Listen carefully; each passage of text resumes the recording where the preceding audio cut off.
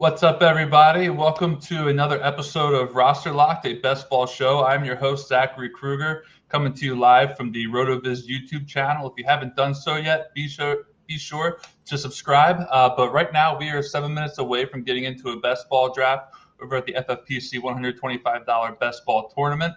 Tonight, I'm going to be putting the team together with Pat Kerrane of NBC Sports Edge and the ship chasing live stream / podcast. I tend to listen to it on pod. Don't always catch a stream, but it's a great show either way. Can't wait to talk some best ball with Pat, have him on. So Pat, thanks for joining me. Looking forward to doing this with you in a couple minutes. Yeah, thanks for having me on. I'm excited to draft with you.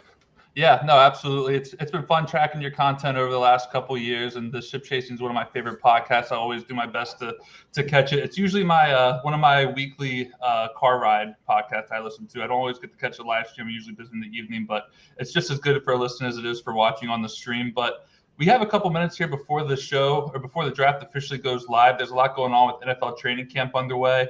I know you had just been talking about doing some blurbing and stuff over at NBC as the news comes rolling in. What's some stuff that stood out to you recently, through this first week of training camp? There's been a couple injuries along the way, but some players also getting hyped up. What's been standing out to you over these last couple weeks?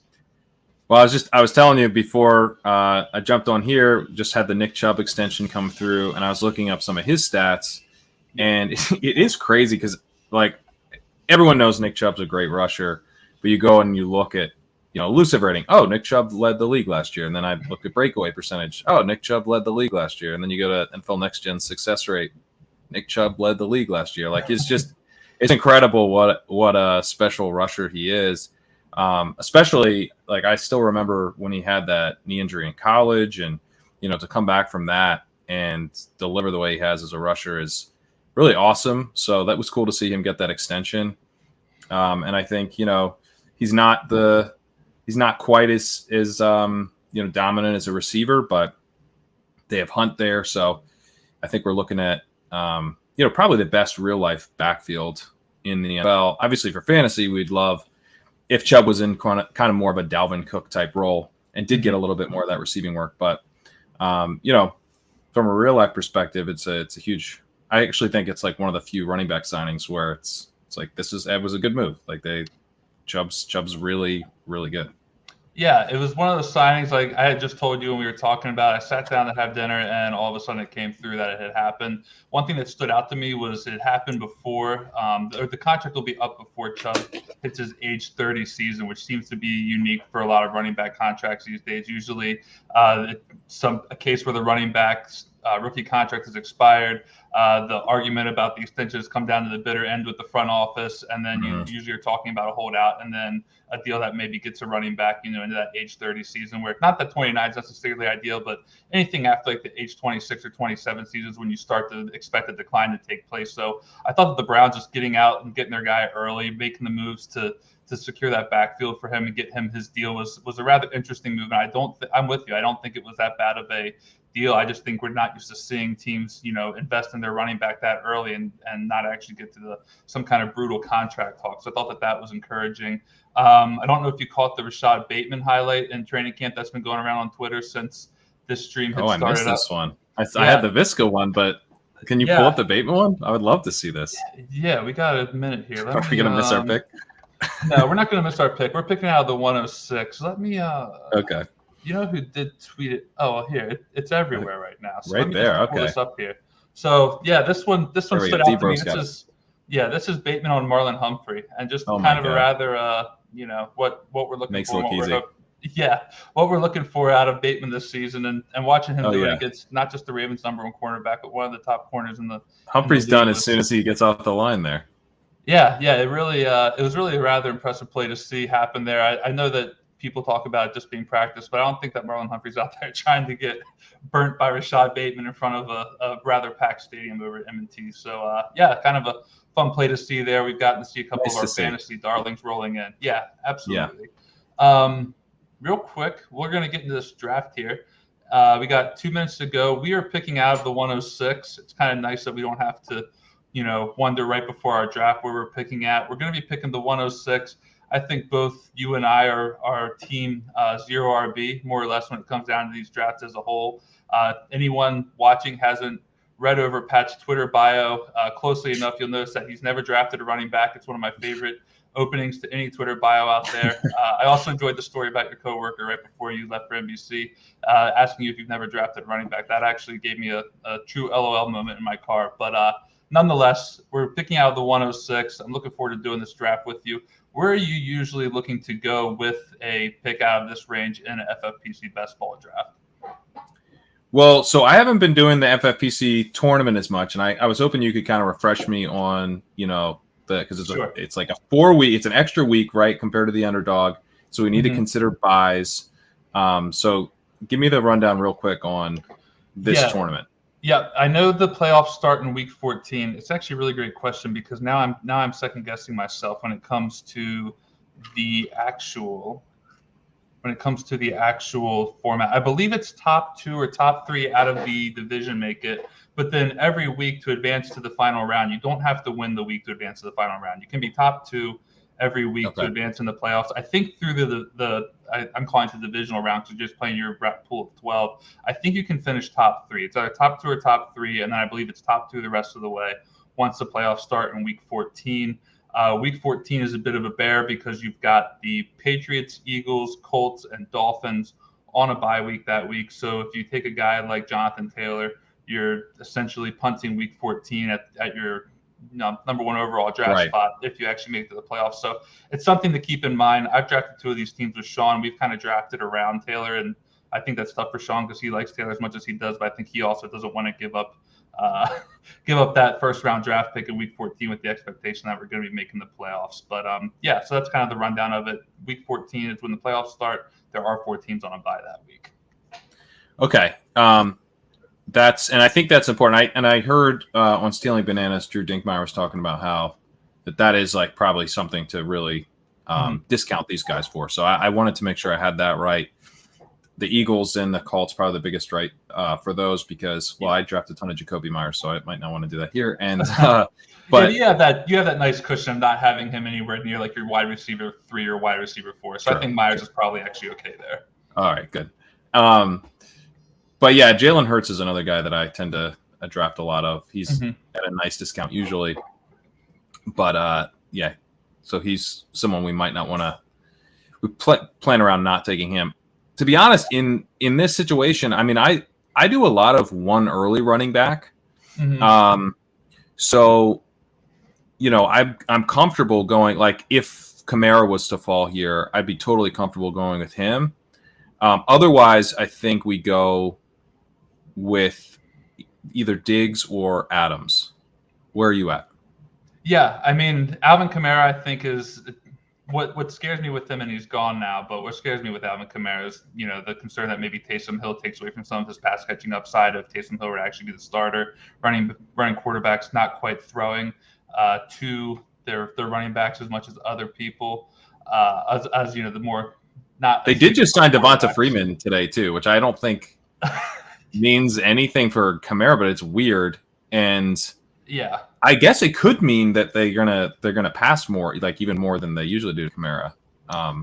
Yeah, I mean, I would love to see that. I hope that it's not something where it's like a bad news for like a Latavius Murray injury or something like that that's going to sneak up and we find out about that later on. I'm hoping that it's just more of a training camp body for Devonta Freeman and not anything that's serious. But no, the other thing I've been doing is I've been going with some of the elite tight ends. It looks like whoever this top guy here is going to probably time out. But I'm fine with going an elite running back early. I also have no problem at all with going with Stephon Diggs here or Devontae Adams. Adams I've not gotten a lot of because I was kind of that guy who was perhaps incorrectly fading him during the Aaron Rodgers talk, and he was not on my radar as a first-round draft pick. I'm fine with either of them. I also like Waller here. I've got a lot of early first-round Waller, though, in this spot. I think both of my teams with Sean or one of them with Sean had him, but I'm good with either one of them. If you want to go with Diggs, I say we go with Diggs and make him our first pick. All right, yeah, let's do Diggs. Yeah, all right. I'll let you make the selections if you want to. Okay. I'll try to maybe pull up the draft board here, and we can talk on both. I'll pull it up a little bit and try to balance it. But I like Diggs here. How much of a separation do you think there is between Diggs and Adams when it comes to this pick? Because we went Diggs over Adams here. So why is that the direction that you wanted to go ahead and go with this pick here? I mean, there's not much separation. I guess I'm a little bit. I mean, the tournament was open for a while before, the whole Rogers thing cleared up. So I feel like tiebreaker to the guy who wasn't falling to the late second. Yeah. While they're, I don't know if there's any like McCaffrey Adams teams, but I guess it seems possible. So, that would be kind of that like a slight tiebreaker to Diggs for me. And the other thing with Diggs is that like his year was incredible last year. He just didn't really have the touchdowns. And Ben Gretsch has really been pointing out that the touchdowns came on as the season went on and into the playoffs. So that's something where, if you just add some touchdowns to Diggs, which we know he can do that, all of a sudden he looks like he could add like another 4 or 5 points per game to what he was already doing. So I think it's like a total coin flip between those two, but yeah, it probably is. Like you said, it's a pretty close coin flip, I think, as well. Devontae Adams is the clear, wide receiver one there in Green Bay, and there's really not a lot of impressive wide receivers around them. Typical case where the Packers are not doing much in terms of helping Rodgers get the talent around him that he wants or needs to succeed, unless, of course, Randall Cobb is the guy that's really going to bring this offense together and be the missing piece that Rodgers thinks he needs. But I love Diggs in this spot. I think that he is kind of, staring another high volume season in the face with what's going on right now in Buffalo. Not really a lot of confidence I have invested in these other wide receivers. I think at any point in time, Cole Beasley could just not be there anymore. I think if that becomes the case, then Diggs' ceiling raises by a pretty significant amount because Beasley saw a lot of targets last season. I think he was a top 24 wide receiver in PPR last season, if I'm not mistaken, or close to it. So he was doing some damage in his own right, and if he ends up not being there to faltering the targets from Diggs, then I really like the upside that Diggs is going to have as a mid-first round draft pick here in this draft that we're putting together. Right now, we're about to be up at our pick 207. We're sitting here with Clyde Edwards-Helaire on the queue. We'll wait and see if he ends up coming off the board before it gets to us. Calvin Ridley we're putting in there as well. I do hesitate if I should be putting up our draft board right now to avoid people sniping us. Oh yeah, I didn't realize I was putting people in the queue like live. Yeah, you're fine. I'll put it up there. I need to be able to track some of this as well. So yeah, put the draft board up. I didn't realize the queue was. I think I'd like to go CH here. This is I just did a pod with John Daigle where he argued for CH. I argued for Antonio Gibson. Mm-hmm. And, I obviously won the argument, but like he made some really good points on CH. So, made me realize like I probably should get my exposure up to CH. I was also reading about how, the new offensive line could mean some good things for the run scheme for CH. So, he's a guy that I do think has access to a pretty high ceiling and is worth an early round. We can go with him there. My exposure is not that high on CH as well. So if we want to go with that pick, we can. I think that there's a lot of bad memories in people's heads last year from CEH between just watching him get consistently stuffed at the goal line. And then on top of that, the injury that happened, late in the season. He wasn't quite what we expected him to be when we were drafting him in the first round last year. So there's a little bit of bad taste in the mouth with CEH, but I think at the end of the day, he's still going to be a good offense. There's no reason that he shouldn't be, the bona fide bell cow in that offense with maybe a little bit of I'm sorry, I'm blanking on his name. The backup running back for Kansas City. Darrell? Yeah, Darrell Williams. Yeah. Were you talking about dead legs, Jerick McKinnon? No, I'm not. As much as I would like to like Jerick McKinnon, I don't think that he's going to be as much of a threat. Although it is funny to see at the end of the drafts a number of people who have some kind of confidence that Jerick McKinnon is somehow going to at least assert Darrell Williams as perhaps the RB2 in that offense. That's the only reason I think they'd be drafting him. I don't know why they'd be drafting him if they expect him to actually be the RB3 who just kind of sits around and is a game day inactive more often than not or something like that. But people do like grabbing Jerick McKinnon. Some of these drafts is interesting to see. But yeah, Darrell Williams, if he's on the field, he's probably going to be on there for a minor role to spell CH and give him a breather. I don't think he's going to be seeing any kind of significant snaps. So I do like him there. I'm with you. I should probably be drafting him a little bit more as well. He's got that PPR upside that we like here as well for for the Hero RB build, or for all the true fans of the phrase, the modified Zero RB build. There's no fans of that phrase anymore. Yeah, they've all been kind of cast into the ether Yeah. at this point in time. If you say modified GRB, that's a great way to get canceled in 2021. It is. So, be careful out there. Yeah, I've had to watch myself. Colin Kelly, when we were doing a podcast on RotoViz the other day, he mentioned modified GRB again. I told him he had to shut the hell up about that, because it's going to create a lot of problems here. If we're putting that on the RotoViz airwaves in 2021, like that's a great way to not get clicked. So, well, Colin edits the shows, I believe, so he just bleeped it out. He does. He edits all the shows, which props to him, because he does a lot of work with that. So he does a really good job of it. But he also likes kind of being the modified ZRB troll. For a guy as nice as Colin is, I appreciate him embracing the role of bad guy in terms of throwing modified ZRB around in the Twitter sphere a couple times a week. But we are about to be. I mean, it's a great phrase. The reaction will never get old. I'll never get tired of that. But in regards to this third round, now we're moving along pretty quickly. I'd hate to pull up the queue right now, but what are you thinking for this 306 pick as we're coming back around here? See, Lamb just went off the board. That feels a little bit early compared to his ADP. I think he's usually going around the early 30s, maybe like 33 or 34 I don't hate it overall. I don't hate it with the CMC build. You know, it's like there's probably going to be best case scenario with CMC, like you're making the finals because of CMC. So like I feel like getting a little bit unique there, nothing too crazy, but having the Jefferson Lamb big upside guys. Yeah. Oh yeah. I don't hate it. I've got no problem with that pick as well.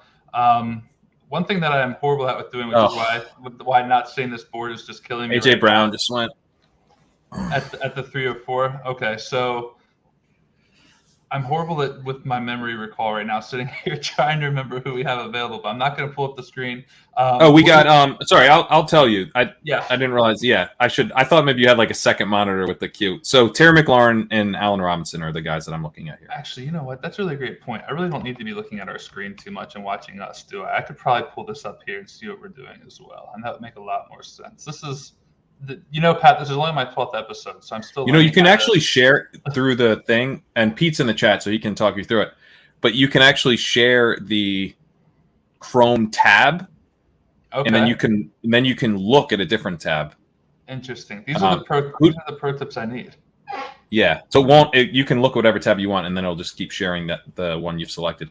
Okay. Who do you want here between Terry McLaurin and Allen Robinson? Yeah, now that I'm looking at everything, I would be a McLaurin fan. I think in this spot, okay. I'm fine with that. I think that he is a wide receiver who could definitely have a shot at a wide receiver one season. Talking a top 12 season, I am really banking on some Ryan Fitzpatrick DGAF balls in 2021, kind of as a maybe a final swan song for Ryan Fitzpatrick in his illustrious career. I think he's finally in an offense that's just gonna allow him to play to his strengths. I don't think he's going to have to worry about. I hope he doesn't have to worry about a backup like Taylor Heineke, waiting in the wings, and he has to go out there and play well enough to keep a job. I think that as long as Washington is winning games and as long as he's playing well enough to get them into the postseason, I think he's going to be the quarterback, and a couple bad games won't sink him too much. And I think Terry McLaurin is going to benefit from that in a big way. So I'm big on Terry McLaurin this year. Nice. Yeah, I like Terry McLaurin. I think, these really good wide receivers that just get stuck with bad quarterbacks, you just really hate to see it. And Ryan Fitzpatrick isn't the best quarterback, but he is a fun quarterback. So getting a fun wide receiver, a fun quarterback is always awesome. So yeah, Terry McLaurin's a guy, like I take Allen Robinson here a decent amount. And I take AJ Brown, Keenan Allen, CeeDee Lamb, Justin Jefferson, and DK Metcalf, all very much before Terry McLaurin. And so there's this weird spot, there's this little 1-2 spot where I feel like I want more McLaurin and A-Rob. Yeah. They also never fall to the late third. So if you're sitting at 310, 311, you never get them. Mm-hmm. So you really do have to have one of these spots and then also not have AJ Brown fall to you. So I'm always kind of happy when I get a chance to take McLaurin or A-Rob.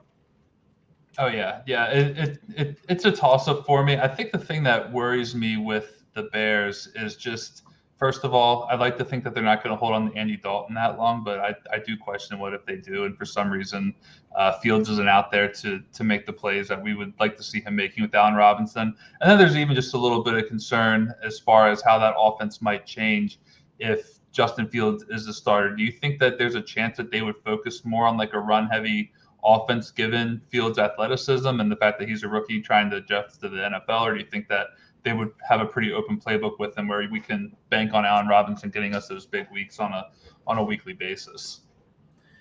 I think that, Fields might be trouble for I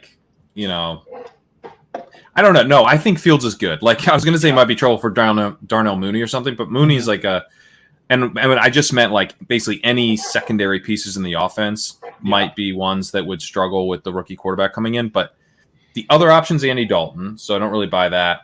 And two, like Mooney's not a high volume piece. It's like Anthony Miller probably would have been someone that might have struggled. Yeah. Had he still been there, if they switched from Dalton to Fields. But I think Fields, if anything, he could like lock on to Allen Robinson the way, we had Bortles, a young Bortles who wasn't very good feeding Allen Robinson. True. You got young Andy Dalton was feeding AJ Green. Like I'm not too worried about the clear alpha wide receiver in the offense with the quarterback, especially like if I pick any quarterback in the league, I probably wouldn't pick Fields, but my choices are Fields and Andy Dalton. Like give me Fields every day. I can't draft any Andy Dalton anywhere. Not that I've even thought about it, but Justin Fields I have been drafting. I actually went Trey Lance and Justin Fields in the Scott Fish Bowl, and then ran it back with Ben Roethlisberger and Jimmy Garoppolo. So I'm trying to find a way to capitalize on some rookie quarterback upside and hope that they end up starting sooner rather than later, and then I can win this whole thing and become a fantasy. We're on the clock here. Yeah, right. We are. So who do you like? Can you see the list? Yep, I've got it up in front of me here. We're good to go. So we're looking at I think I like Lockett or Kupp here.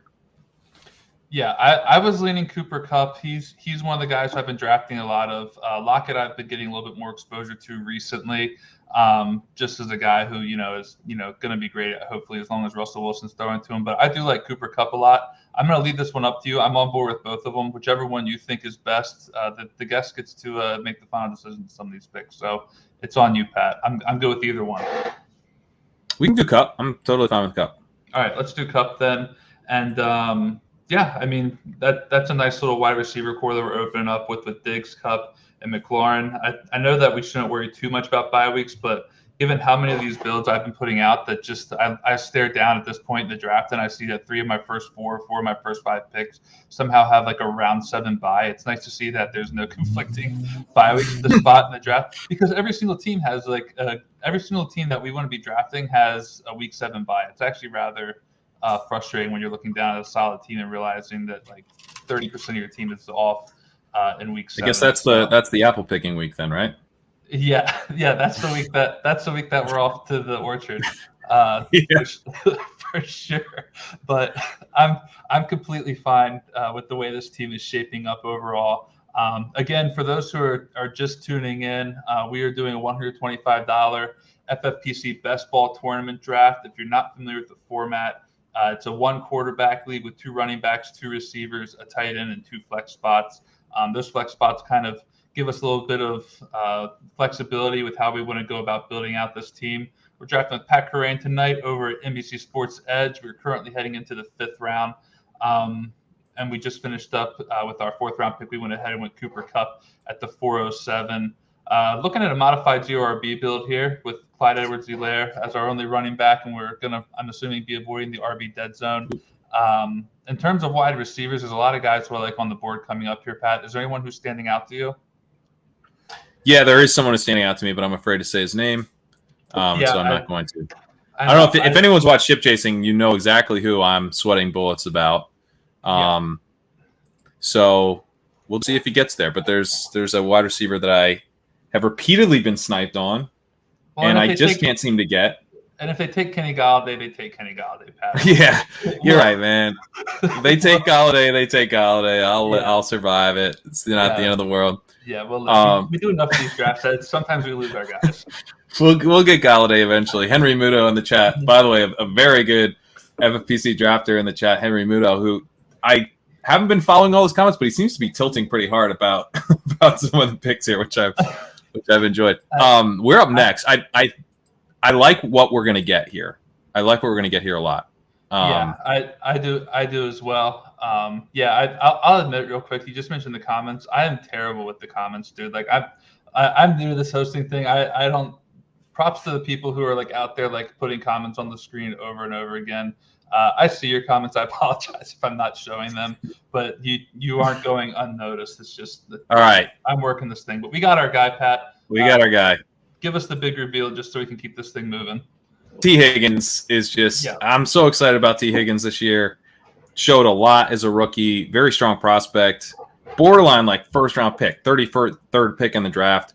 One of those guys I thought was pretty boom bust coming in, wasn't sold, but he was like super, super efficient in college. And given what he did as a rookie, I feel like we're looking at the boom scenario here. So I think Chase helps him. I think this offense is going to score a lot of points. I think they're going to be throwing a lot. They're throwing a ton over expectation. Mike Leone had a really good article about why we want to be targeting the Bengals and stacking up the Bengals. So T is one of those guys that I just want to be hammering in the fifth, but he goes like 2 picks ahead of me no matter where I am in the fifth. So T. Higgins, welcome to the squad.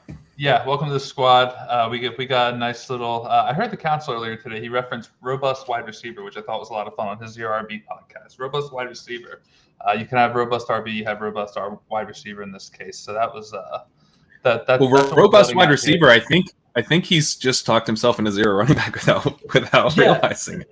Yeah, because the whole deal is trying to get a bunch of receivers. I mean, that's the entire. Yeah, there's 21 minutes of my life that I'm not going to get back from earlier today, Pat, and it was listening to an anti-zero RB podcast from Fantasy Football Counselor. Eric Belair actually posted it, friend of the show, friend of your show, of Ship Chasing. Eric Belair posted about it, and I asked him social media manager of the show. Exactly. And Eric had posted about it earlier. I asked him what he thought of it. It was worth listening to. He said he gave it 3 seconds. So I knew I had to be the one to take the bullet and check it out. So 21 minutes on a work day that I'll never get back. Yeah, it was a good listening. But nonetheless, we do have a robust wide receiver team that we're building out here. If that's what we want to go ahead and call it. I was a little skeptical on T. Higgins as well, though, heading into the season.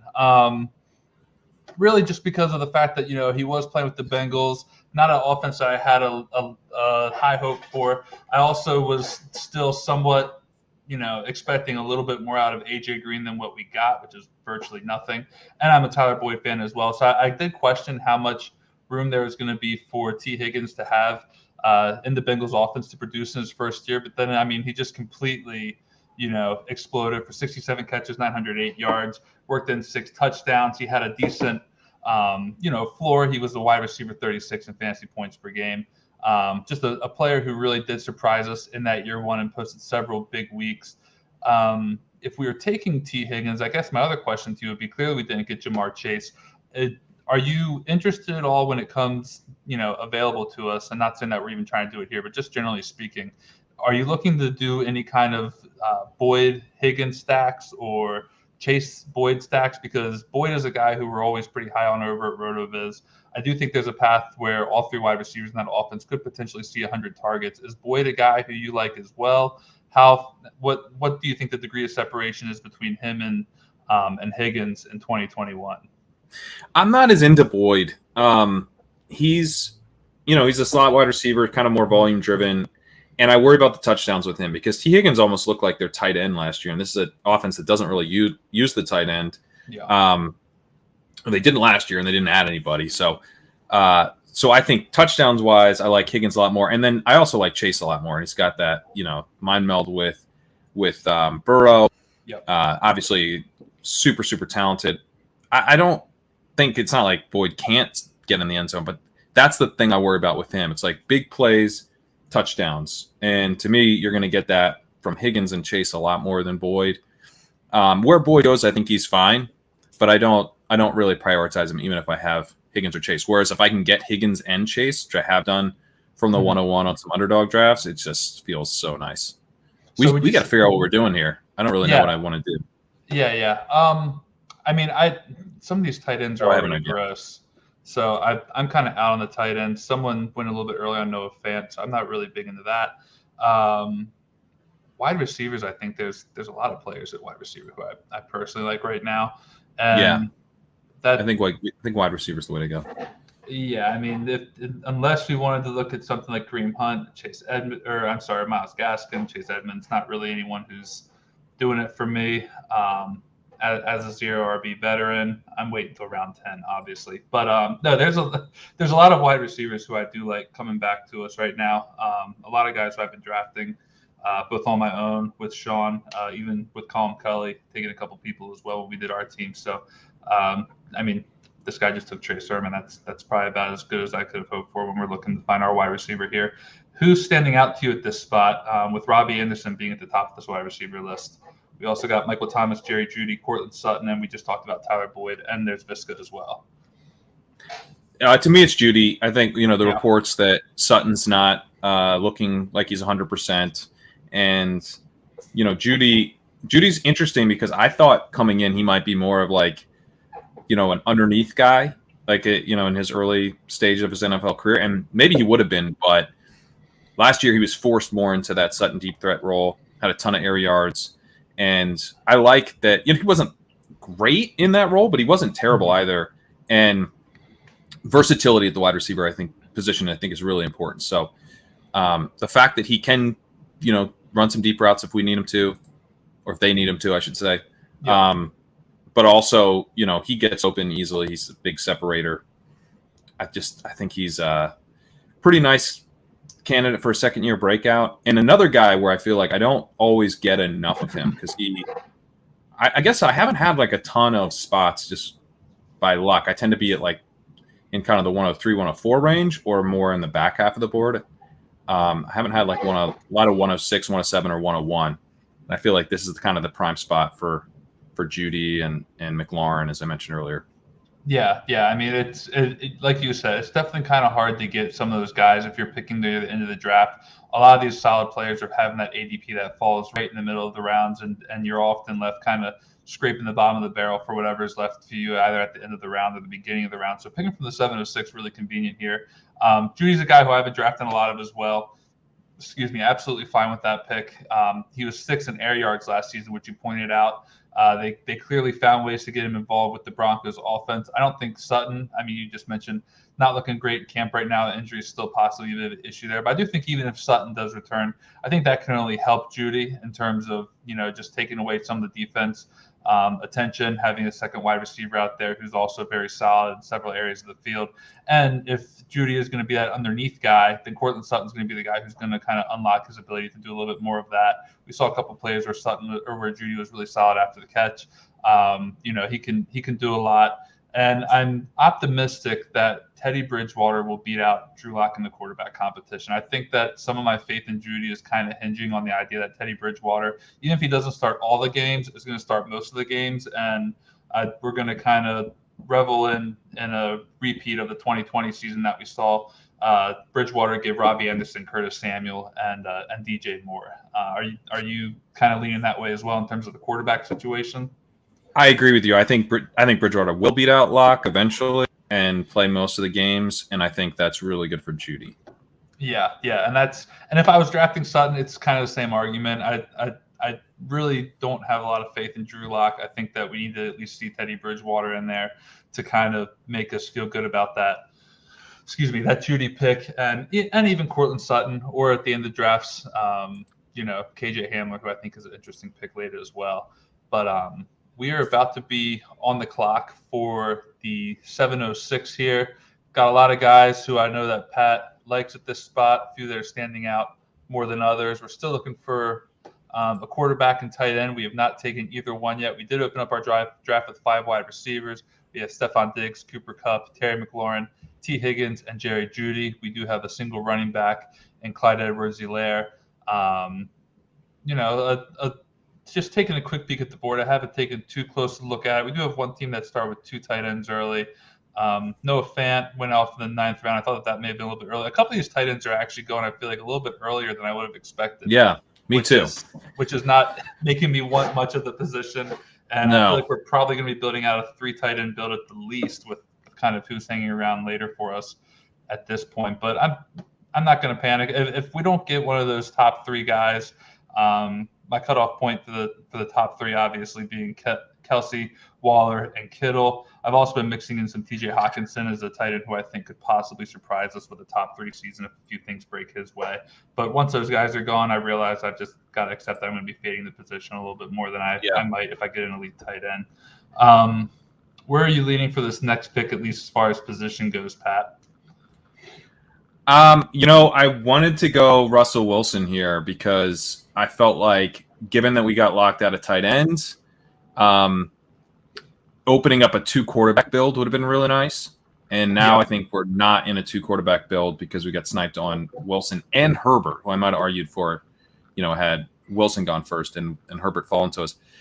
At this point, I think we're back to wide receiver, to be honest.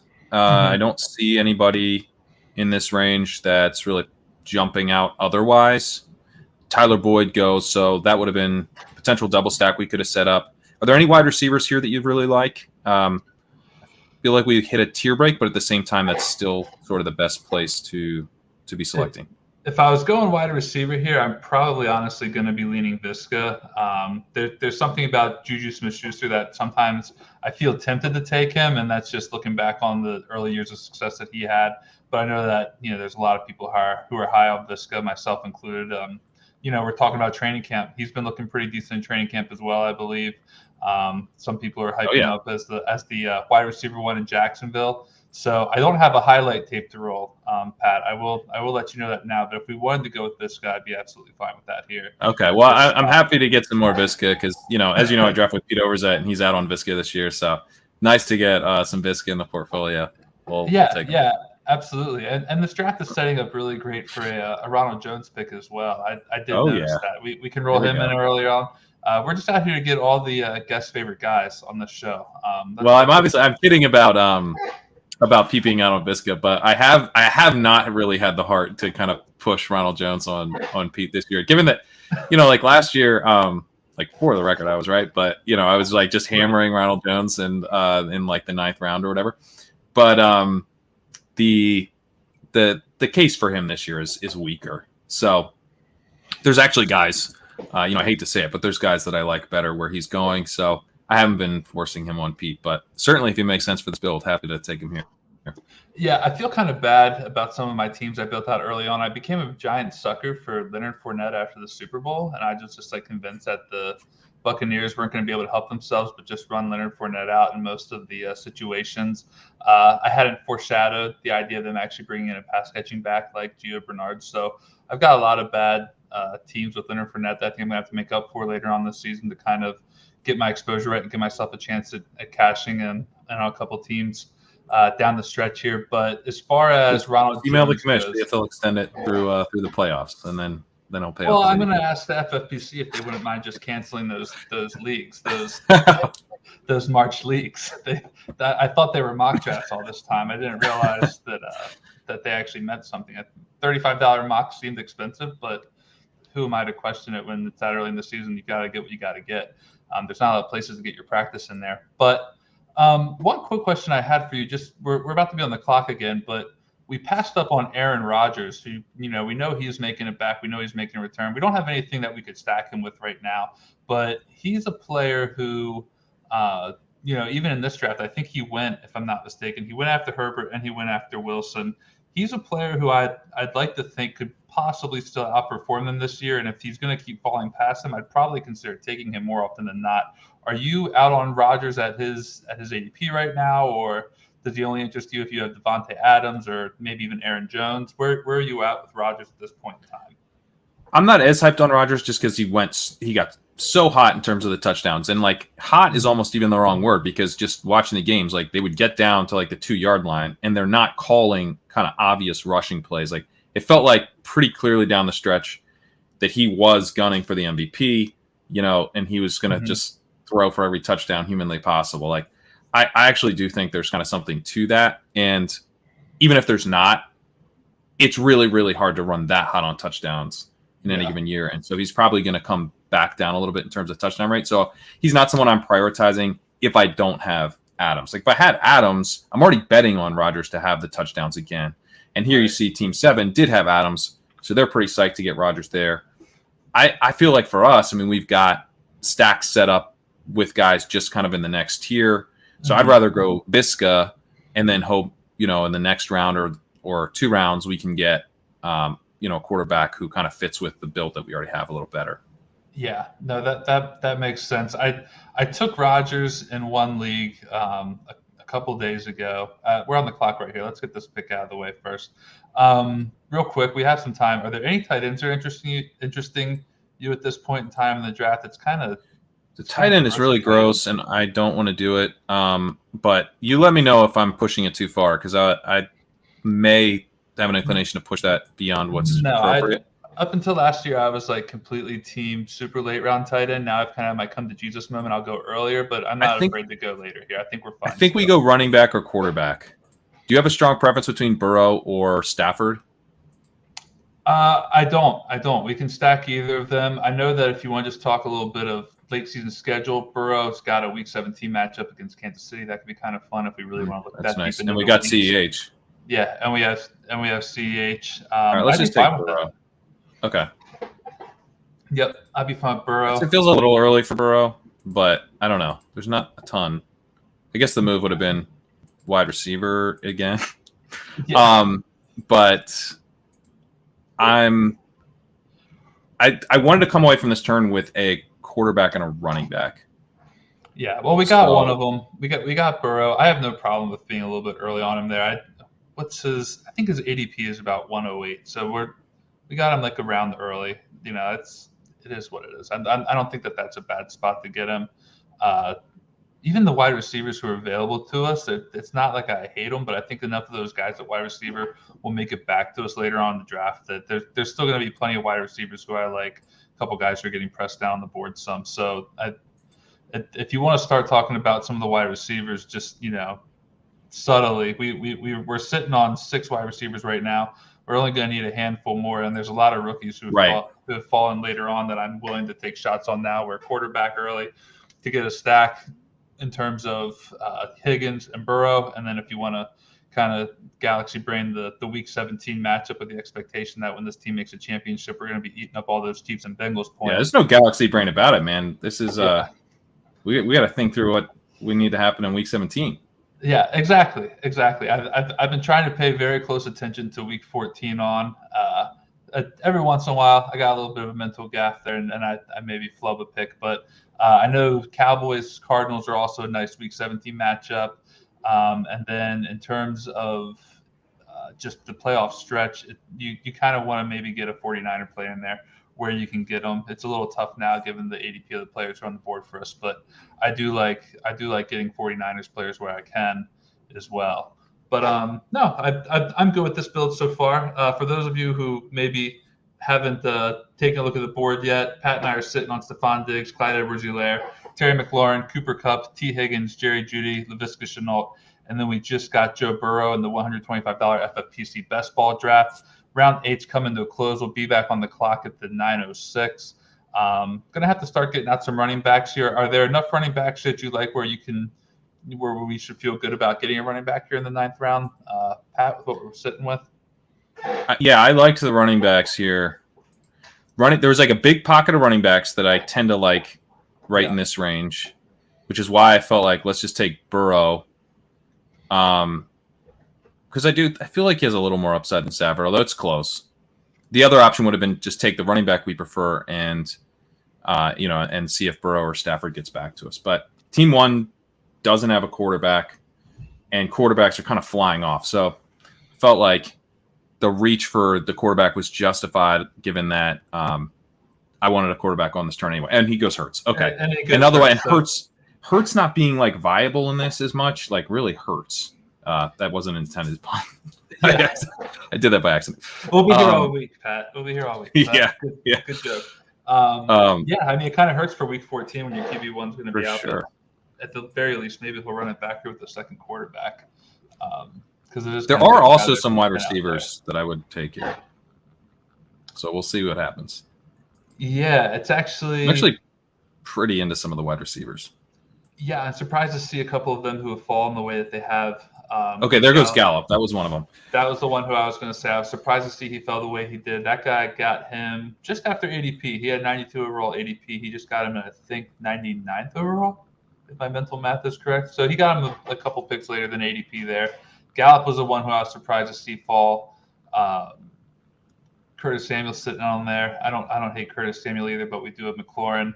I don't know that we necessarily need a second Washington wide receiver. I don't know if I want to be too overexposed to a Washington wide receiver group in the event that they just do tank behind Fitzpatrick. That's not a offense I think I want to be too invested in terms of the wide receiver core there. Well, Samuel specifically is also dealing with.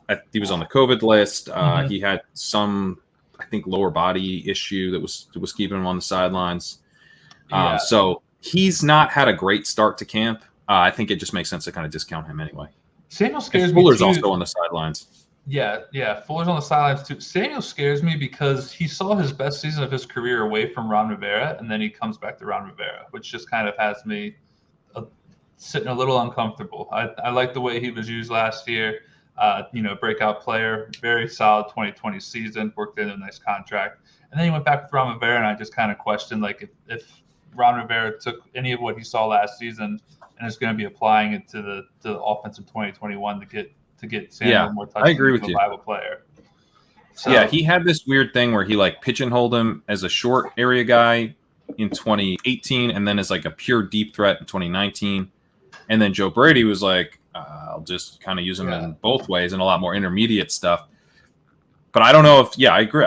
Hopefully he watched all that tape and was oh, that's interesting. I should do that. But he was even helped a little bit by CMC being out, I think, too, because he did see a decent number of rushes as well, kind of being used as that second running back in the backfield behind Mike Davis. So I don't know that he's going to get quite that work with Antonio Gibson and J.D. McKissick, but I really like Curtis Samuel a lot. I was kind of disappointed to see him go to Washington, if I'm being honest, and now we don't even have to take him here. So we're set here. I do like the name at the top of our queue right now, Pat.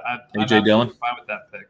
Yeah. I have to keep going back and forth between best ball and managed. In managed, I think I take Will Fuller here, but in best ball, I think we need to go AJ Dillon. Make sure we have the 6 wide receivers. Yeah, we're going to get the point slotting into our lineup. I think AJ Dillon's probably the smarter play here. Yeah, I'm with that play as well. Like I said earlier, we have a lot of wide receivers too who are going to be hanging around later on in terms of the rookie wide receiver talent. I have no problem with going Dillon there. Now, I messaged you earlier on this week about your pros versus Joe stream, and at one point in time, Pete did kind of catch you in I like him better in best ball comment. And you just made that comment here again, Pat, where we're talking about the redraft versus best ball and how you like one more. No, I was making a nuanced point about how to play these different games. I was certainly not making I like him better in best ball point. Are we sure? Okay, I just want. No, I've never made that point. Just like I've never drafted a running back, I've never said someone was better in best ball. That's right, and I haven't. And I never will. GRP 100 times on Twitter, so I would never say that either. But no, Dillon is one of those players where you are right. Managing him in a redraft league would absolutely suck. He's one of those players that does worry me that he's going to be a matchup-based player. So in terms of redraft, if we're not quite seeing the snaps and the touches there and having to evaluate when we think he's going to have a positive game script game that's going to call for enough running of the clock late and stuff like that. Yeah, Dillon does scare me in redraft. And I do like Will Fuller, in these formats as well. Just a guy who's going to give us hopefully a lot of boom weeks after he serves his suspension. I believe it's 1 game, correct? The Fuller suspension is 1 game, I think, and then he'll be back for the rest of the season. The Fuller game is just week 1, yeah. Yeah. So he's a nice player to have, especially in those deeper leagues where you have multiple flex spots where you can roll him out. I would absolutely love to get some Will Fuller in redraft leagues this season. But I do think that we're going to see some boom weeks from AJ Dillon that will be good for this best ball type format. And I think obviously in the event if Aaron Jones did go down, I think AJ Dillon just becomes the runaway bell cow in that offense. With not too many guys behind them who are going to be vying for touches in this point in the season and even later on. I forget who their second running back is behind Dillon. It's one of the rookies from Kylan Hill looks like he's going to be the running back too, because they have Dexter Williams, but they've hated Dexter Williams since he's been in the doghouse since like the day after the draft. I'm not sure what happened, but they really have not favored him at all. So Kylan Hill apparently looks pretty smooth catching the ball. I think he could be involved in kind of like a Justice Hill last year sort of way, where he's like mixing in occasionally on passing down snaps. Yeah. Or kind of like 10 to 15% of snaps type of deal. Yeah. Just randomly on the field to spell the perhaps pass catching back in Aaron Jones. Yeah. I always confuse Kylan Hill, and then I think it's Khalil Herbert as the other one, but Khalil Herbert's on the Bears, I believe, if I'm not mistaken. Yeah, is that right? Yeah, I think it is. Right. Right. I confuse him and Jamar Jefferson, who's on the Lions. So you're right. Khalil Herbert's on the Bears, Jamar Jefferson's on the Lions.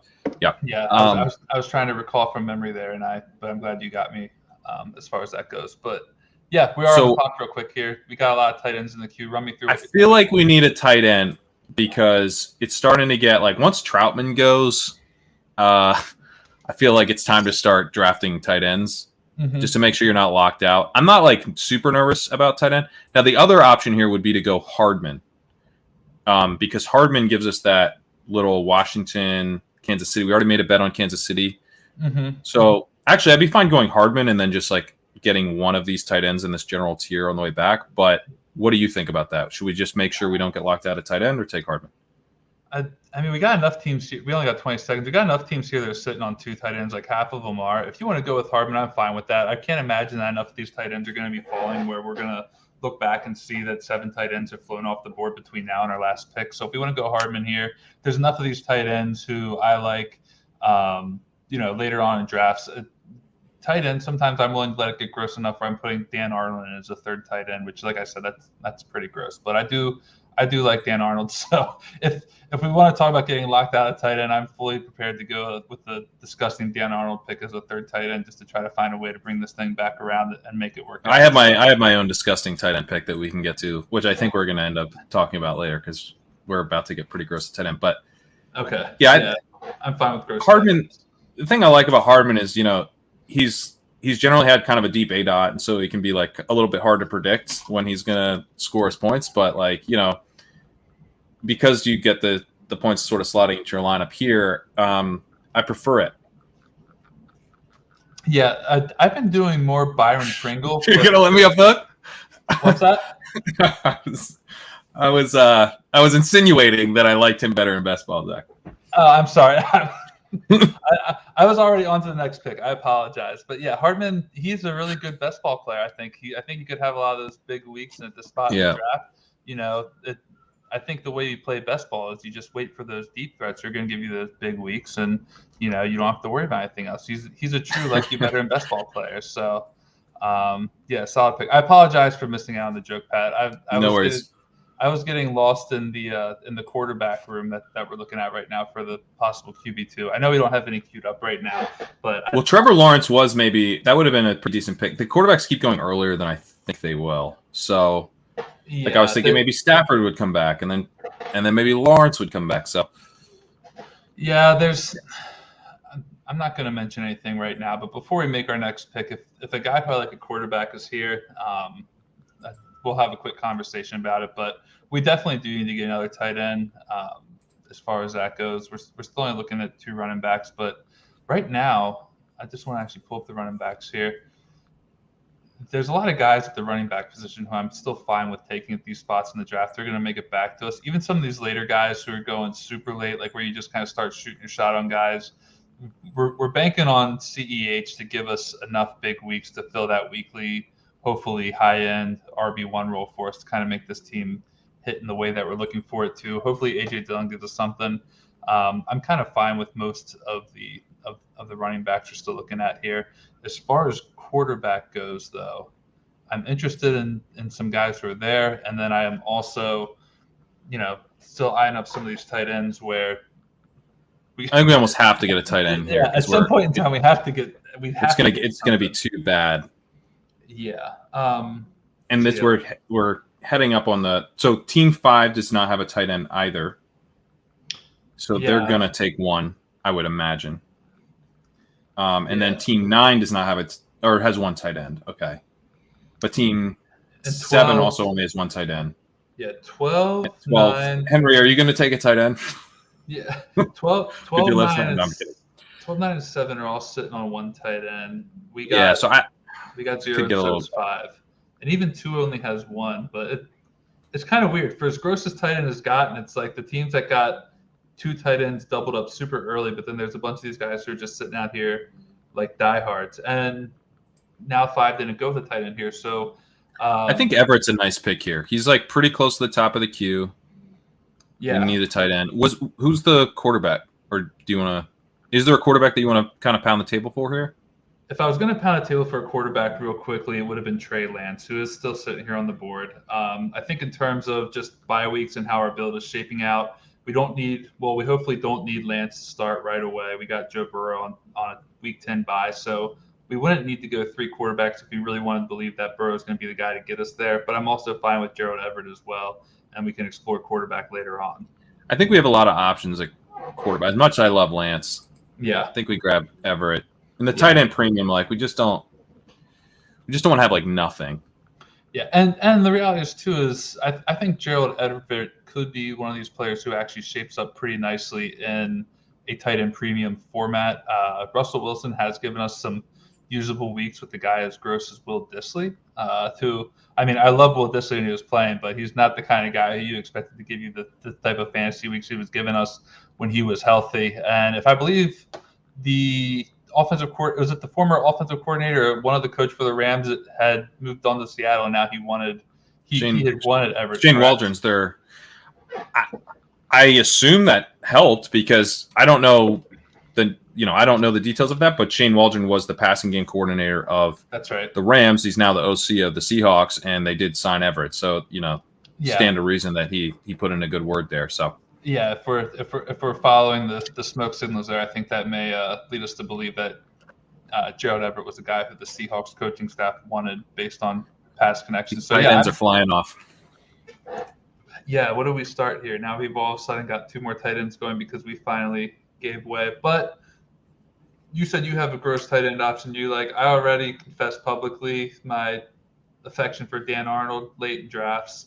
I don't want to talk any more about Dan Arnold. It's kind of embarrassing that I like him as much as I do. I'm not sure what he's going to do this season for the Panthers, but I am a big Dan Arnold fan. So if it comes down to a 3rd tight end and getting that gross, but there's some other tight ends who I still like here. I don't know where you're at on a guy like Jared Cook, but he's a guy who I was kind of adding as a tight end too. Austin Hooper, there's been some rumors supposedly that the Browns are looking to get him more involved in the offense, which would be kind of nice given that the money that they gave him. Maybe they should be running it back with him a little bit. You have a couple other guys in the queue. We're not going to go out there and give them all away, but yeah, I don't want to wait on tight end here, but I like who we have at our disposal right now, so I think we're kind of doing okay. Yeah, and to be honest, I'm kind of glad we didn't take Lance, partly because we reached a little bit for Burrow. And so it's sort of like one of those things where like now we have to be right on Burrow. Yeah. You know what I mean? Like I don't want to hedge that bet right away, but with an unstacked Lance in the 11th, given the way tight ends are going. So I'm kind of happy, but Lance still hasn't been selected, so he would be a little bit interesting were to make it back in the 12th. That's pretty nice value. You don't really see that anymore with Lance. Yeah, I'm stacked, but we're betting on the rushing. So, and this was also a big news day for Trey Lance too. I think and there he goes. Oh, there he goes. So he's gone. Whoever got that guy, good for nice value. Good for you. Is that O negative? I mean, yeah, he's got Lamar Jackson, and then he's got Lamar Jackson 2.0 possibly in Trey Lance. So good for him. Good value. Big Trey Lance news day today. I think I saw that it was the first time they'd used design runs for him this early in training camp, and apparently he was having a field day out there. So I'd expect that Lance ADP to kind of start. Did you find that blurb like really well written and engaging? It could have been better. I'll be honest. Oh, okay, no. Yeah. I'll talk to Daigle about it.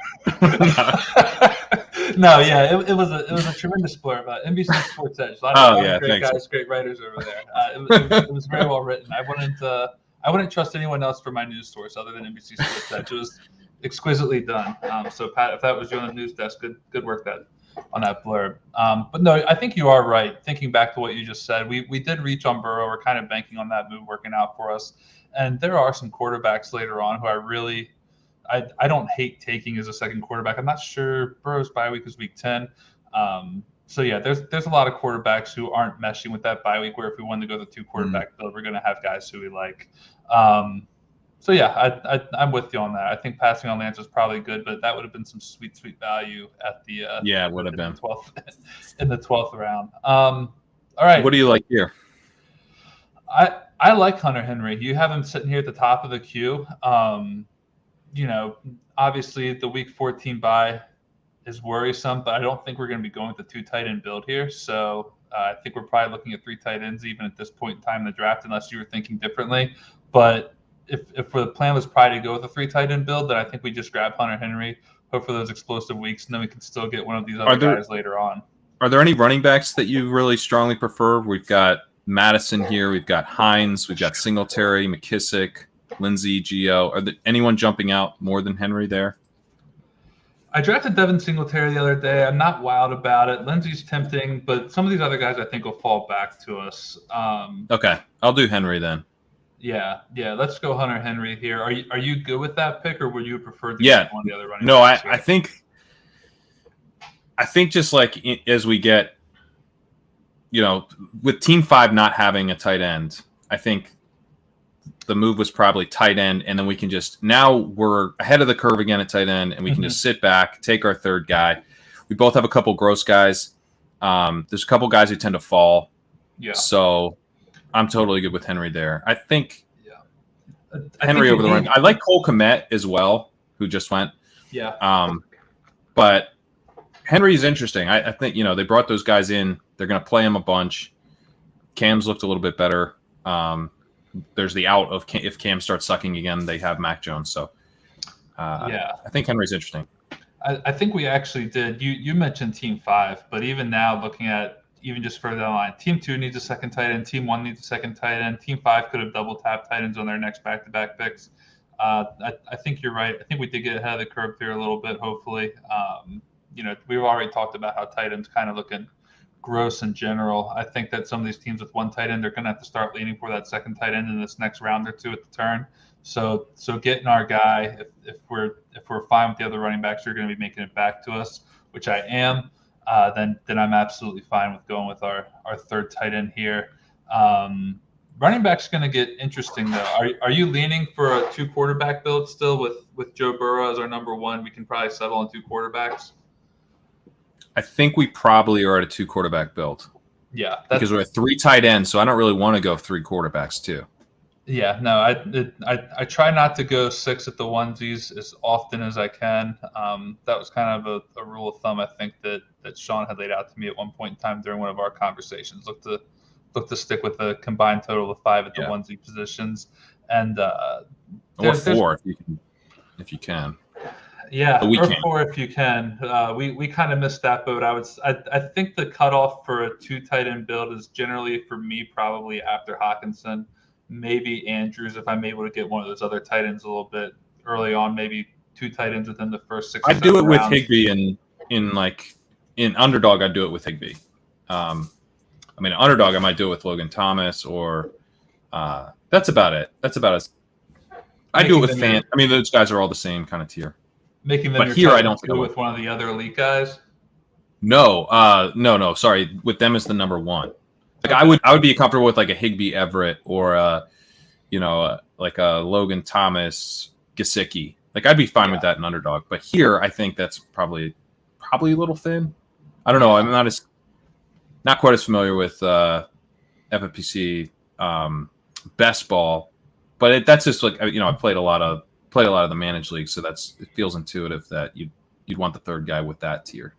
Yeah, no, I'm with you. It reaches a point where if my confidence in a guy's ability to return a top 12 week isn't where I would like for it to be in terms of some of these other elite guys, then a 3rd tight end is definitely kind of something I'm chasing. Everett doesn't give me that confidence as a weekly tight end 1. I'm not sure he gives me confidence as a weekly top 15 tight end. It just kind of is going to depend on how things shape out. So getting that 3rd tight end along the way, I think, is where I'd definitely be leaning. And I have enough confidence in some of these quarterbacks later on I'll just come out and say, because at this point in time, we could probably get him if we wanted to. But Derek Carr later on in the draft is a guy who I don't mind taking later on as a QB2 and a 2 quarterback build. I'm fine with a guy like Derek Carr, honestly. So, Ryan Fitzpatrick went. That hurts. I saw that. Oh, we'd get that. That would get him. I thought we'd just kind of sit back and take Fitzpatrick in the 14th or something. Yeah, that's annoying. It might be a little bit early. I think his ADP is around the 150, so it's a tad early on him, I believe. But is he? I mean, you got to stack him up with. He got his Logan Thomas stack, I guess. So. Did he have Logan Thomas? Okay, I didn't think he had anybody. So. Yeah, I missed it for a second too, but he did have Logan Thomas. Like I guess that worked. All right. Okay. I don't like it. Pass. But you know what it is? I think you get the Hurts. He needs a quarter. He needs to make sure he gets something that gets him through week 14. So actually, I think it's pretty understandable to take a stack, to prioritize a stack to help get you through. Yeah, that works out nice too because Eagles and Washington get each other in 2 games in the playoffs as well. So that kind of even makes for interesting correlation as far as that goes. All right. Okay. But yeah, all right. Yeah. So we're. I think we take Hines here. What about you? Yeah, absolutely. We're getting him at a nice value at this point in time. If we didn't go tight end, I would have been willing to lean Hines with our last pick. So now that he's fallen this far in the draft, I think we just he's the top guy on the board in terms of ADP. I also think Hines might have just been helped by this Wentz injury because whoever they're bringing in might be less mobile than Wentz, and then Wentz himself might be playing through, whatever this foot issue is. He's not going to be running as much potentially. So I think Hines might see more work. And I feel like we're getting a discount on him, like the 13th. Doesn't he tend to go more like the 11th? His ADP was 130, so that would be back end of the 11th round, and we just got him here at the mid 13th. So we're looking at that feels like kind of a steal. At a pretty decent value there. Do you have any concerns with Marlon Mack in the offense? He's the guy who I've not been drafting him. I worry about what running backs coming back from Achilles. I worry about any player coming back from Achilles, quite frankly. But running back in particular, between the Achilles injury and then Jonathan Taylor, I'd like to think we're not going to have to worry about Jonathan Taylor losing too much of snaps to Marlon Mack. But then you also do have to factor in just with Hines, do we have to worry about him losing snaps to Marlon Mack as well? To Marlon Mack as well. I don't think you have to worry about Hines losing snaps to Marlon Mack just because he's already dealing with Jonathan Taylor, who's in that clear lead back who gets a little bit of pass catching. Hines' role is so specific. Right. And Mack has really nothing to do with that. Yeah. I think Mack could make Taylor's massive upside case a little bit harder to reach. And Mack's apparently looked pretty good. I was skeptical that he would really be involved much, but the beat reporters seem to be pretty impressed with him. Yeah, Were there any good blurbs on him today, Pat? Were there any good blurbs on? There weren't any good blurbs on him. Okay. There was some other blurbs that needed to take priority, but I did hear from beat reporters that he looked, but it was with the second team, right? So it's hard to know. I mean, so he's he looks really good with the second team, but it's one of those things. Well, if he's healthy, you would expect him to look good with the second team. So, yeah. But again, he's with the second team, so it's it's not like you have to be that worried if you're Taylor. But anyway, I think a fully healthy Mack who's completely back probably hurts Taylor's pure upside case the most of anything. Yeah.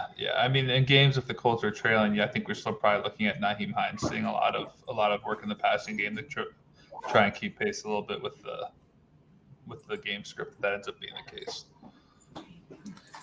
Now, I like anything jumping out to you here? Well, yeah, a little bit. Right now, some of these running backs who have fallen, I've kind of been surprised to see them fall the way they have. And if we actually got one of these guys coming to us in this pick, I'd be tempted to go to go running back, even though we probably do need another tight end. But there's a decent number of players at both positions who I think have been pushed down a little bit, that if there's a running back you like here, I'd be willing to take one with the hope that one of these tight ends who has fallen also makes it back to us. Yeah, I think running back is pretty nice here. We got kind of some values here. Yeah. I'm not going to jinx anything yet. We got 48 seconds to stay calm. Yeah, there's two guys. I'd be happy with either. Mm-hmm. And then there's some tight ends that I like, but I don't feel like we need to force the tight end. Although there's actually something interesting we could do with a tight end quarterback combination. Okay, I feel like we kind of have to take Alexander Madison here.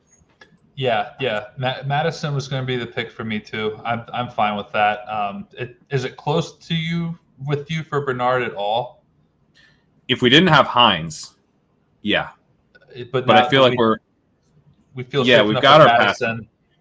Right. We went early running back. We've got Dylan. We've got our pass catcher. Now I want my big swing contingent value guy.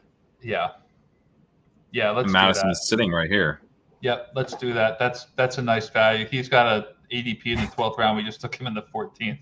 That's a hell of a value on a big swing. That pays off. That's going to be a very nice pick as far as that goes. So yeah, I logically walking through it with that, with the idea that Bernard and Hines are kind of similar players. We have that PPR upside guy. I'm with the big swing on Madison there. He's a guy who I hate taking ADP. I haven't really drafted a lot of Madison, but when you get a 2-round discount on him, at some point in time, everyone becomes attractive when they're falling that far in the draft. Yeah, they're kind of paying you to take him. Adam Harstead was tweeting about that. I thought that was a good point. Like, just, they're like, hey, would you like to take this guy? I'd really like you to take him. Will you? It's like, okay, I'll take Alexander Madison. Fine. If you're gonna force me to do it, then I might as well. And the tight ends are coming up too. I'm still fine with the tight ends. Also, I don't know. We wouldn't be taking him here if we liked him, so we'll just go ahead and talk about him. By the time it comes up, people forget the conversation ever happened. But Hayden Hurst is a tight end who I don't hate as a tight end 3. I don't know if you like him at all as a tight end 3, but if we even wanted to fade later on. Look, did he just go? Oh, no. Hooper just went. Austin Hooper just went. But I was hoping for Hooper. Yeah, that's what I would have wanted. But I don't hate Hayden Hurst as a late tight end 3 either. I don't know if that was who your gross guy was or if there was someone else you were thinking of. But we don't need to show. No, mine's grosser than that. Grosser than Dan Arnold or grosser than Hayden Hurst? It's right. I think less gross than Dan Arnold, but grosser than Hayden Hurst. That's kind of where I'm at with it. Would we be eyeing him up in this round, or do we want to maybe even look at another quarterback here? I think we're looking at quarterback here. Yeah, that's because I don't feel like getting locked out at quarterback, and we are about to. Yeah. Rashad Penny's a nice pick there. I think that was a pretty good one. Arguably, he should go like ahead of Madison. I think I prefer Madison just so I don't have health concerns, but yeah, I was just going to ask you. But you could definitely make the argument. Has Penny been practicing? I was actually looking him up the other day. I couldn't find much on his status right now. Is he actually practicing right now? Yeah, he's practicing. He's not. Okay. Yeah, he was cleared. All right, I know he had the knee cleanup maybe a month ago or so, and I was trying to figure out whether or not. I love that the dynamic of this stream is so funny where we sort of talk. Oh God, there goes Baker. I think we probably I think we have to take Sam Darnold. I think we have to take an unstacked Sam Darnold.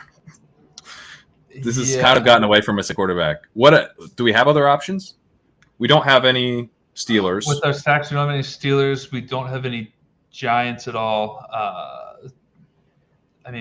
We could take Teddy, but I don't feel like dealing with the starting. I think we just take unstacked Sam Darnold. We could also, Sam Darnold, you can obviously stack with Dan Arnold, and then we could also go Ben and Eric Ebron if we wanted to do something like that, unless someone decides they want to get us here. So there's ways we can work around this.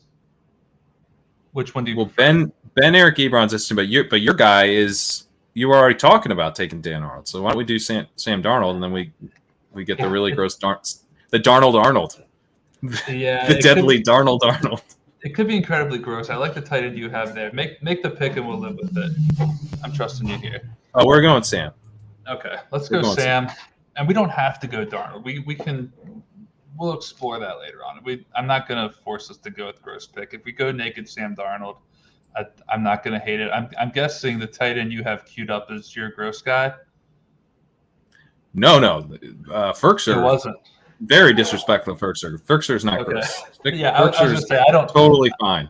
Yeah, I don't view him as gross, but he was sitting around there for a second, so I had to confirm. Dan Arnold. If we take him, we take him. But I do think that there's some other tight ends here who I'd probably be taking ahead of him. I'm not trying to be so desperate for a stack that I put Dan Arnold with Sam Darnold. That's a tongue twister to say, but I don't think we necessarily have to do that. But I'm fine with Darnold. I think that he could have a decent season with the Panthers. I'm not worried about him losing any kind of starting role there. Is there a backup quarterback, PJ Walker, if I'm not mistaken, or Will Grier? Mm-hmm. I don't think either of them are going to play well enough, or that Darnold will play bad enough that they're going to start seriously debating starting either of them over him. I think they're just going to kind of give him the season to show that he's got what it takes to still be a quarterback in the league. So I'm fine with Darnold. Yeah, I'm good with Darnold. It's not as pretty. Yeah. The little unstacked Darnold. Don't love it. But we just need the second guy to, because look, I mean, Roethlisberger goes, Jones goes. It wasn't nothing was gonna be there for us, so we had to take the quarterback. Yeah. Now I don't think we should necessarily take a third quarterback here, but the other option that we could have discussed and found a couple ways to build around it, maybe this is too early to have the conversation, but could even be a Saints quarterback with a Saints wide receiver later on, because there are a couple Saints pass catchers who stick around later in drafts. The one in particular who I'm thinking of is still there. Well, if this was a 20-round draft, I would probably say let's just grab Teddy at the end. Yeah. Since we already have Judy, and I guess you could argue like maybe we should have just taken Teddy but we're not really like Judy can be fine with Locke. Like I don't want to have to deal with like literally having one quarterback because we were wrong about who the starter was in Denver. Like Darnold's starting all the games. Yeah. Not having the stack isn't going to kill us. Nope, I don't think it will either. I love, just so you know, who is sitting in our queue right now. There's no debate to be had about this guy. Oh, great. All right. I know Eric Beinfort, who's very high on him. Son of a bitch. I swear there's someone looking. There's someone. Well, Beinfort's on vacation right now, so this is not Beinfort. It wasn't him. Who sniped it was a ship chasing fan, probably. That's the problem. I get these guys on here who I like, and your fans follow you into these drafts, and then this is how the drafts unfold. The fans of you guys who've been tracking all these drafts know exactly who's sitting in the queue, whether we're showing it or not. It just kind of becomes a thing. All right, we're on the clock. What do you like here? Well, I was going to ask you, do we want to start talking about tight end, because we're not going quarterback. We currently are sitting on what running backs are we sitting on? We're sitting on 4 running backs. We could take another running back, but I really did like Darrington Evans there. Is it too early to say the tight end who you'd be eyeing up here? Is he worth taking if you? I think it is too early. It's not. It's pretty gross. I kind of like Christian Kirk here. I mean, he's fallen a ways. I know people are talking themselves into AJ Green because he's looked good. Apparently, he's looked good, but I'd be fine with either Kirk or AJ Green if we wanted to. Are you a Green guy? I'm not. It would be Kirk for me as well, between the two of them. So if you wanted to go with Kirk, we can go with Kirk here. I think that's a fine pick. All right, let's just take Kirk. Yeah, I don't think AJ Green's going to get everyone all hyped up in training camp, and then he's going to go out and play, and he's going to be just as dusty as we remember from 2020. He's going to be AJ Green. Yeah, that's kind of what I'm worried is going to happen there. Unless. All right, I'm going to put my dusty tight end in the queue. I'm going to put your dusty tight end and my dusty tight end. Oh yeah. Let's at least see this. So the anticipation's been killing me, Pat, if I'm being completely honest. Willis is AJ Green over Kirk. I didn't realize that, Willis. Willis, that's a nice. Willis is saying a nice running back target. I like that one. Did he go? Did I miss that? Damian Williams. Did he go? It's kind of buried in the ADP if you didn't go. Yeah, Damian did go. Okay. Oh, Pat's tight end. I got one. I got a running back target for us. I didn't take you for a Tebow guy, Pat, but here we are. Come on. No, don't do that. It's not Tebow. It's almost too easy now to do the fake Tebow hype because a couple of training camp videos have come out. He's looking jacked too, he's looking jacked like through the chest. he doesn't look like he's got the lower body part. I mean, he's big in the lower body, but the movement didn't quite seem as fluid as I would want if I was a general manager looking for a professional tight end. But that's just me, and I'm not a trained scout. Yeah, I'm not either. I know that the Jaguars probably quite literally have the grossest tight end room in the league.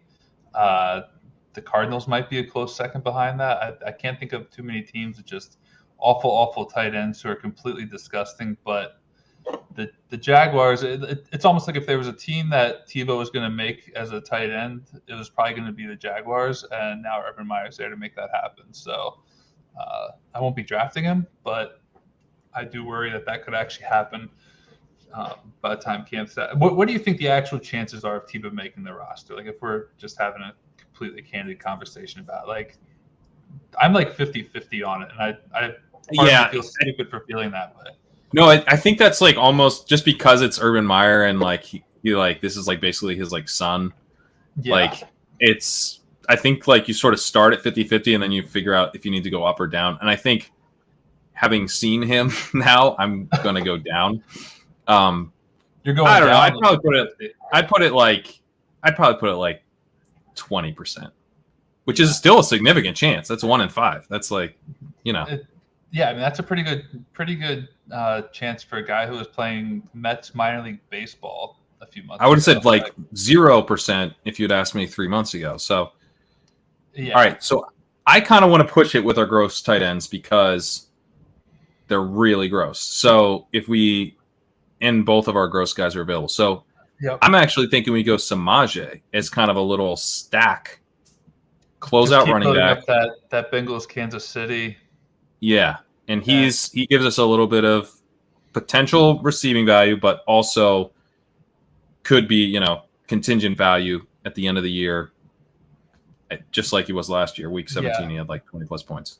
Yeah, we can go with that pick. I'm good with Kerrane. I'm actually gonna put another tight end here in the queue too. This is a guy who I've been looking at as well. I'd be curious to your thoughts on him. I think this gets us away from a gross tight end a little bit. If you like that one at all, I don't see who's in there. I'm not going to give it away. I don't want someone to take it. I'm assuming it'll pop. Yeah. I'm good with that too. That's actually not that gross. Yeah, no. I'm surprised at like how not gross it is. Yeah, I know. I was looking around. I was like, I'm not. Can you scroll down on the board? Oh, people aren't using it. Sorry, guys. My apologies for that. Yeah, no, that guy, I'm actually kind of surprised fell the way that he did, and I mean, I would be fine with taking. So we're actually at our last pick, so it's going to come down to somebody here. Would you be going with this tight end at the top of our draft board if he's the one who we get? Honestly, I've been taking my gross guy in this situation because I think that he's actually a starting NFL tight end. Okay.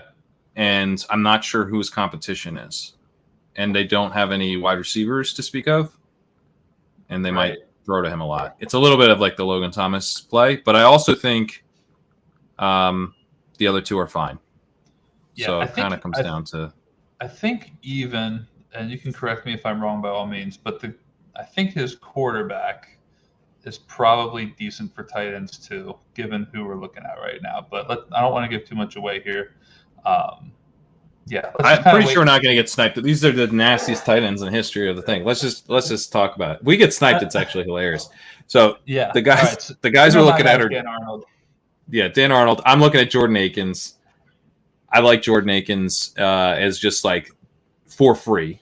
I think he's pretty nice. And then the other guy's Dalton Schultz, who looks pretty good in camp apparently. Blake Jarwin they're impressed with in camp, but it's kind of one of those things where they expect them both to play. I'm kind of viewing the Schultz-Jarwin thing a little bit like the Texans used to be, where you had Akins and Fells, but you had actually good quarterback play. Mm-hmm. So it's like, what's better, to have the whole thing to yourself and terrible quarterback play, or to be split up in a really good offense. So, and the answer is probably to be split up in a really good offense. Like this is probably similar to taking like Gerald Everett last year or Tyler Higbee last year. Yeah. So I think we probably grab Schultz if he comes back. Yeah, I mean Schultz is sort of like I'm fine with taking Akins if that's what you want to do, just to do something different. I definitely have not been drafting him. Like we're literally calling him one of our gross tight end options. So nothing wrong with me not taking Jordan Akins. But if for the sake of this draft, if we did want to take Jordan Akins, I wouldn't be against doing that. He's definitely an interesting player in terms of the offense that he's on. Like you mentioned, not a lot of wide receivers around him. I said that I thought his quarterback may even be good for tight ends. I would expect it to be Tyrod Taylor and not Deshaun Watson at this point in time. Tyrod Taylor did have a couple of usable weeks way back when we were just kids. He was throwing the ball to Charles Clay and giving him some usable weeks with the Bills once upon a time. So that's true. Yeah. I could see Taylor possibly feeding Akins as a tight end there, given the limited wide receivers and also just the tight ends we've seen him make relevant in the past before. But I mean, from an offensive standpoint, it would probably be Schultz for me too. But I'm good with either one. I don't want. Yeah, let's get a piece of a good offense of a guy who played well last year. Yeah, I mean, Dalton Schultz's upside is probably close to a low end tight end 1, high end tight end 2. If Blake Jarwin went down, and I don't see any reason why Schultz can't give us some decent weeks if he is. Look, we got a TiVo time draft comment in there. Look, now I can show the comments because I'm not, the draft is officially over now, so we've made it out of the woods here. Real quick, we'll let this draft in, and then we'll wrap up our picks. And we'll get us out of here in a couple minutes. But yeah, I think Akins is an interesting player, just kind of the way you had mentioned it. I don't know who their backup tight end is at all. So if that's someone who I think he's just going to kind of get a lot of volume. It could be a little bit Logan Thomas-y, but the problem with that comparison is that Washington was very fast-paced last year and very voluminous in their pass attempts. And I think Houston could be I think they could be more like the Jets, where they just want to go home, man. They're right. Like, I honestly think that it could be very low volume, and it's going to be like an extremely low morale team by like mid-season. And they're running plays to run the clock down. Yeah, like there's some similar. I mean, look at who they brought in. They brought in Mark Ingram. They brought in Rex Burkhead. They brought in Philip Lindsay. And not all those guys will probably make the team, but they're clearly they're bringing in guys they can run the clock out with. It's not exactly going to be. I don't. They're basically tipping their hand at just trying to have the season end as painlessly as possible. So it is. I think the decisions the Texans front office has made these last couple of years, but even this year in particular, they made the trade for the backup quarterback for the Bengals, whose name evades me right now, but they ended up cutting him. They traded a pick for him, and then there's an Anthony Miller trade, which just seems completely unnecessary as well. Brandon Allen, who did they trade for?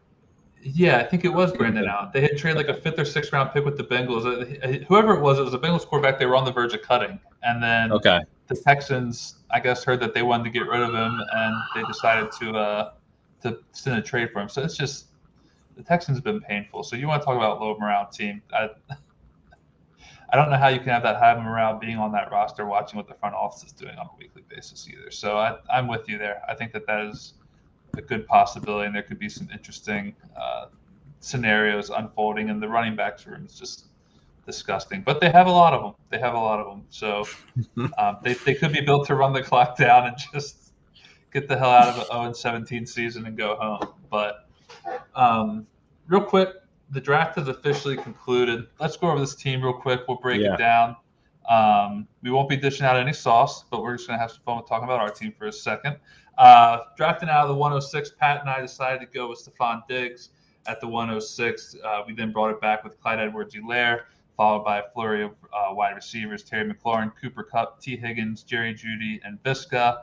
We did a slight reach on Joe Burrow, I would guess probably about a round or so, in order to get him paired up with T. Higgins for a little stack. A.J. Dillon is our running back 2, followed by Mecole Hardman, Gerald Everett, and Hunter Henry for back-to-back tight ends. Nyheim Hines, Alexander Madison, for some running backs. Madison, kind of that home run swing pick that we talked about earlier. Sam Darnold, we ended up going with the completely naked Sam Darnold, so we're just kind of going to roll with that one.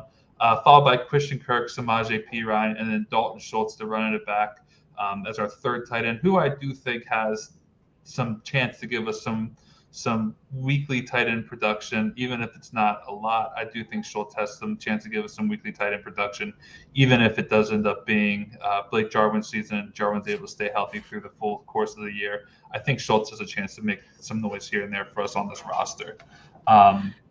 Go ahead, Pat. What do you think of this team? How do we make out of this? Overall, I like it a lot. The one pick I want back is Hardman. I wish that was Trevor Lawrence. If I could go back and just put Trevor Lawrence right into the Hardman slot, and then we can take the Darnold slot, and yeah, we get the Visca stack. We don't have to do naked Sam Darnold, and then with the Sam Darnold spot, we can go with the Jamison Crowder. We can go with Sammy Watkins.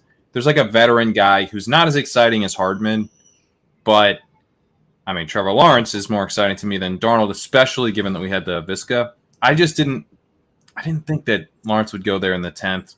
Guy had already had Russell Wilson, but part of me feels like this was kind of a quarterback heavy room, and part of me feels like my brain has shifted a little bit too much to the managed leagues in the FFPC format, where I feel like I was a little bit on the back foot with quarterback in this draft. It led to the Burrow reach, which I actually feel pretty good about in retrospect. Mm-hmm. I'm really glad we took Burrow where we did, because if we didn't get Burrow, then I feel like we would have been, definitely would have had Lawrence top of mind, so we get him. But I'd rather have Burrow and Darnold than Lawrence and Darnold.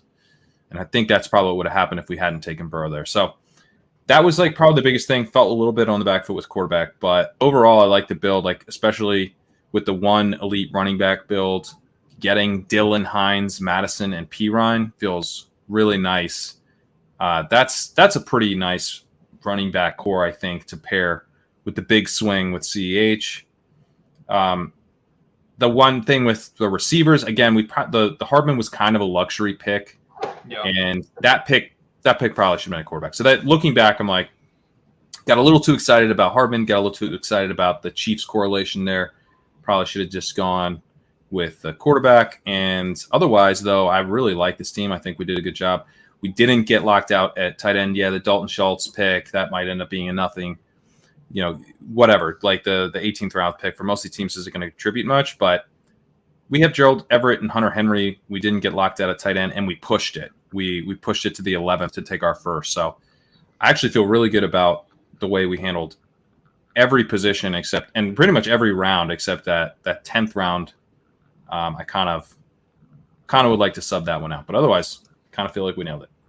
Yeah, no, I like that as well. I do think, like you said, going back with Trevor Lawrence probably would have been ideal there. We were pretty loaded up at wide receiver at that point in time already with 6 wide receivers.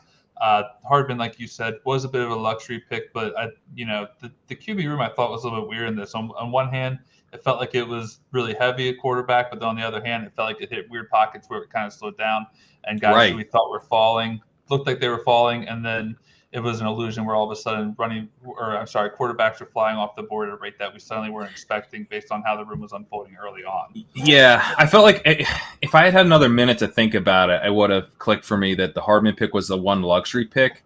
And then after that, we didn't have any more luxury picks because we had to hammer tight end. We had to double up the tight end. And then we had to get our running back. So that 10th round, the 10th round was the only luxury pick that we had outside of just kind of filling out those starters, because once the value was falling, we weren't really in a position to take it. Like we couldn't take Lance in the 11th because we desperately needed Gerald Everett there. We weren't really in a position to take Justin Fields in the 12th because we needed, and Justin Fields also shared the same bye with Burrow, so he wasn't really on the table. But even if he didn't, we couldn't have taken him because we needed to grab a tight end or running back with those picks. So that was kind of the tough thing about the way the board fell with quarterback, is that they got kind of priced up early, and then there was some value, but it was during stretches where we couldn't really afford to be taking quarterback. Yeah, well, but the other thing where we did run it back rather nicely with was some of our running backs. I believe we got Hines at like a round and a half, 2-round value, and then Madison. We crushed running back. Yeah, so we crushed running back for not getting maybe the quarterback pick that we necessarily wanted in hindsight now that we're looking back at it. The way the room did unfold, you reached a stretch here, even in the 12th round, you see 4 quarterbacks go off in the span of 5 picks. That kind of helped push down, I think, some other positions. Running back fell to us, I think, 2 really nice picks at that spot in the draft. 2 guys who are hopefully going to be on decent offenses. And then, like you said, Madison is the home run swing where if Cook goes down, I have a hard time taking swings on those home run picks at their ADP. Even Tony Pollard, I've come around on Pollard a little bit more just because I think that he's going to be used more than a guy like Madison will be, even if Cook is healthy. But to be able to get Madison, 2 rounds later is I think what it was at that spot. Like, I'll take home run swings on that every time. If the room's going to give it to you at some point in time, you got to pull on the trigger on there. And then Perine's a fine way to round it out, I think, as well. So for not quite getting maybe the quarterback situation we were hoping to get in hindsight, I think we really made up for it at running back. And for a 0 RB build, I'd probably rather get the crushing value at running back than quarterback with the kind of build that we worked out here. Yeah. Yeah, and quarterback's the most replaceable position. And, we took Higgins in the 5th. We got Burrow. We got Perine. Like, our bet's on the Bengals. Yep. So, hopefully that's what carries us through. Yeah. Big money. Definitely. I like the team overall. Pat, we're going to get ready to get out of here. But before we do, just let everyone know where they can find you, and we'll get ready to head out of here. Yeah, all my stuff is at NBC Sports Edge. Got Dynasty ranking update coming out next week. Going to have a good football show episode at Tuesday at 2:30. So that's every Tuesday at 2:30. Be checking those out, and going to have some articles coming up next week on the site as well on running backs. So check everything out, and then we got Ship Chasing every Wednesday at 9:15. Awesome. Thank you so much, Pat, for coming on. Also, just to piggyback off the articles Pat is putting out, he did do a running back dead zone article. I don't know the exact title, and I apologize for it. I just wanted to make sure I plugged it in case anyone didn't check it out. But it was probably one of the best running back dead zone articles I've read all offseason. Probably one of my favorite articles. I know you have it pinned to your profile, Pat. So if you guys haven't checked it out, go to Pat's Twitter profile, check out his running back dead zone article he published a few weeks ago. It was a really awesome read. Like you said, you can find him on Ship Chasing, find him on A Good Football Show. Definitely be sure to check out all of his work. Thanks again to everyone for joining us tonight, coming on this episode of Roster Locked on the Road of His YouTube channel. Be sure to subscribe if you hadn't. Thanks again to Pat for coming on, and we will see you all next week. Have a good evening.